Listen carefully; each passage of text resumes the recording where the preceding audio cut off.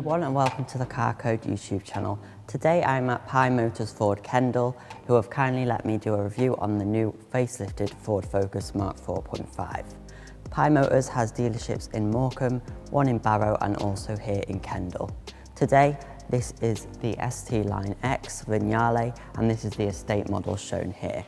I'm going to have a little look around the outside, the inside and show you the differences between the Mark IV and this facelift vehicle here.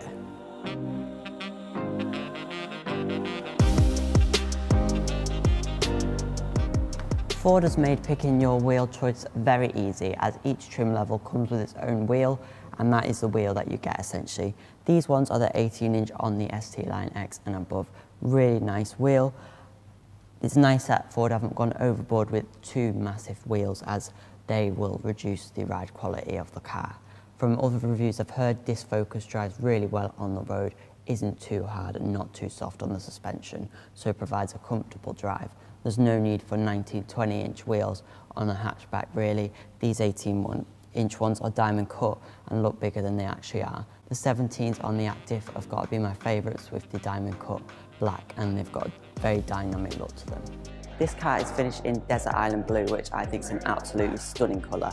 Unfortunately, it's not available on the Active and Active X trim lines, but I just think it's a great colour. It's one of my favourites in the Ford range, one of my favourite colours on the market overall in general. As you can see here, the LED tail lamps are now tinted in this dark cherry red colour. They remind me a lot of those on my Mark 7.5 Golf, and I really like this. The front, I think, is aged really well from the 2018 release. It didn't even need a facelift in my opinion, but as this is probably going to be the last Focus, they've just decided to modernise it a little bit for this year.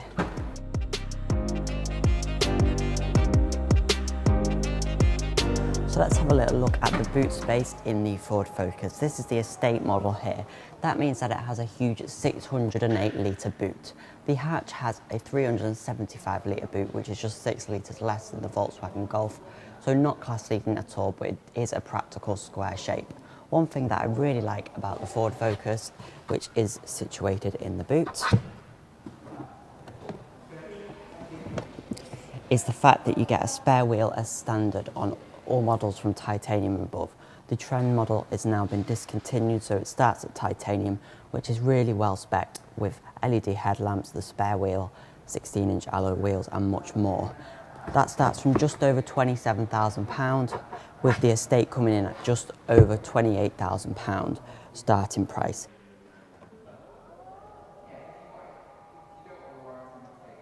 Let's have a little look at space in the back of the Focus and see how backseat passengers will deal with this facelifted Focus. So as this is the ST Line X, and on the ST Line as well, you do get red stitching, just have that sporty ST Line sort of side to it. It feels a little bit smaller in the back than I would have thought. The floor is very flat though, and that's good. You do have that sloping roof line, so not as much headroom as I would expect. There's not a lot of under leg support either, so the seat base is quite short even for me. You do have a pull-out centre armrest with two cup holders, which is nice, and you do have headrests for every passenger, of course, in the rear of the car. Overall, it seemed pretty comfortable in the back of this Focus.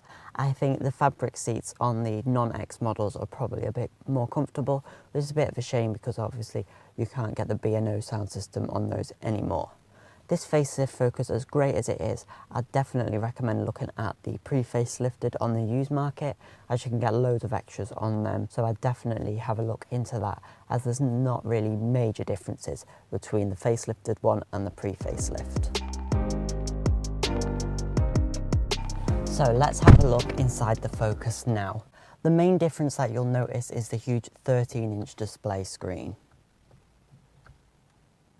As you can see there, it is absolutely massive.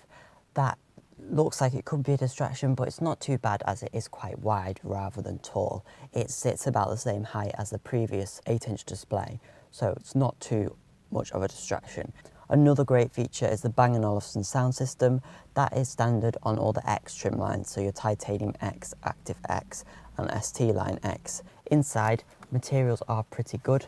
Unfortunately, you can't adjust the height or the reach of the armrest. This one could do with a sunroof as it does have a dark headlining on the ST line models, although a sunroof is available across the range on all trim levels. I think that's a really good option, to be honest. It's really nice to see that Ford have continued their theme with the manual gearbox, and this one feels like it's got a really good throw.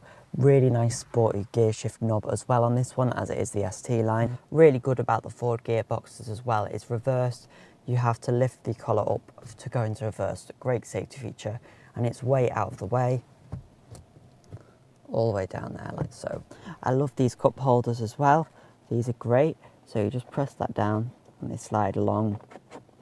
Really clever feature, meaning you can have any size cup holder. This roller section as well. You've got a USB-C as well as a USB plug-in. That's really good, as some brands just have 2 USB-C ports, so really nice. One little thing that I would note is that the screen is still angled towards the European side, so it would be good if they switch that over for the UK side. It's not majorly noticeable though, so it's not much of a big deal. These seats are quite comfortable as well. They are the leather ones, and all X-Packs have the leather seats. To be honest, I do quite like the cloth seats anyway. They are nice. They feel a little bit flat, but they're probably all right for some shorter journeys. The leather may not be as comfortable as the fabric, in my opinion.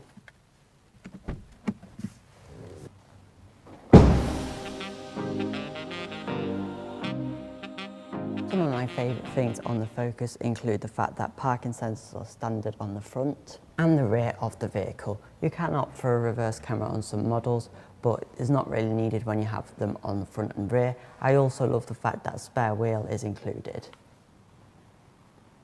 The Focus has got a few tricks up its sleeve, such as this, which is included in the Carcode pack. This is the door edge protectors. As you can see, they just pop out and retract before you shut the door. This is to stop you dinging other cars' doors and also stop damaging the side of your door. Really clever feature. Another feature is the standard electronically folding door mirrors. This is standard on all models and such a great feature. Most rivals don't have this standard across the range, and I think that's great. They are also heated for the colder months. The Ford Focus also boasts a 5-star Euro NCAP safety rating. The same can't be said for all rivals, but it's up there with the German vehicles, which also have 5-star Euro NCAP safety rating as standard. This is great, and it keeps you and your family safe on the road. So I'm going to talk about the engines now on the facelifted Focus. All engines are the 1-litre turbocharged EcoBoost engines. This one is the mild hybrid with 153 horsepower. That is a lot from a 1-litre engine. It's really impressive, especially as they are all 3-cylinder units. It would be nice for the bonnet to be on hydraulics, but you won't need to be opening it too often.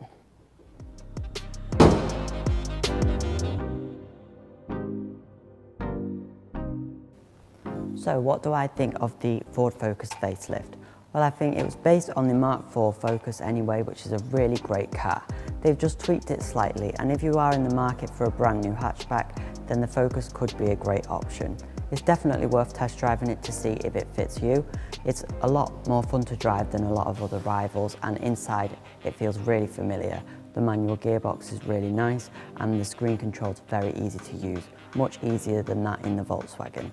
I find the seats not as comfortable as the Volkswagen. If you like this video, please make sure to watch more of my videos. Click down below to subscribe to my YouTube channel. Again, a big thanks to Pye Motors for allowing me to make this review on this Ford Focus. If you've got any questions, pop them in the comments down below and I'll be happy to answer them. Thanks for watching, and I hope to see you in my next video.